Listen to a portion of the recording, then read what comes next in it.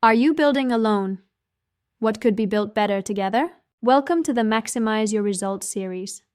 I'm Lilia, and today we're stepping into one of the most powerful yet underutilized strategies for innovation, clarity, and accelerated progress: cross-functional collaboration. You've probably felt it before, that invisible wall between teams. Marketing pushing one direction while product moves in another. Operations disconnected from strategy. Creatives siloed from finance. It's not just frustrating, it's expensive. Energy leaks, delays multiply, and potential gets buried under misalignment. But when collaboration crosses disciplines intentionally, when minds with different strengths and perspectives converge, what happens is extraordinary.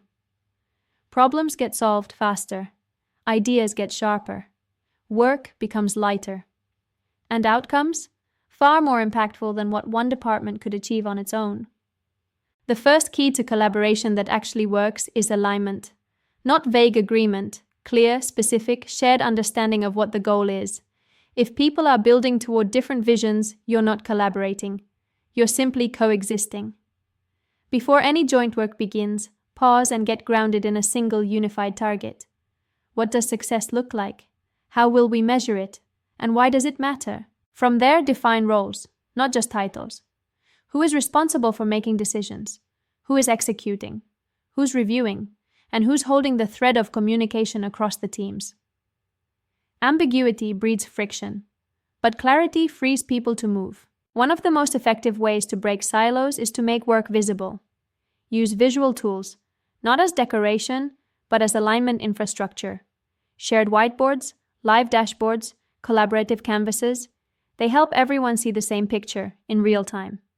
It's harder to work in isolation when the work is out in the open. But here's something often overlooked. Collaboration requires empathy. That doesn't mean group hugs. It means taking a moment to understand how someone else's world actually functions.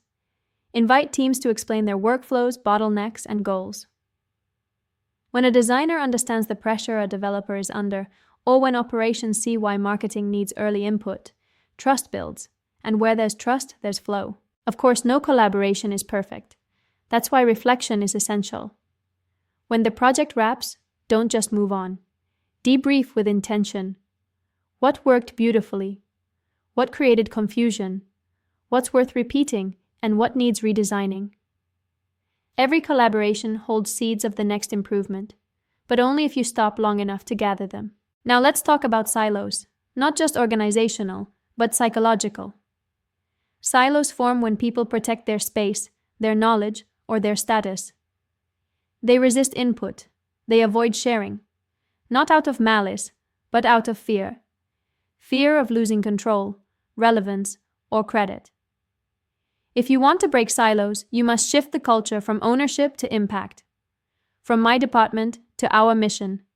Celebrate shared wins, encourage transparency, and model openness yourself. Silos dissolve when people feel safe to share, to ask, to question, and to co-create. So here's your reflection today.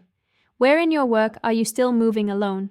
Where collaboration could unlock speed, simplicity, or a smarter result? Because the truth is, your best idea may not even be yours.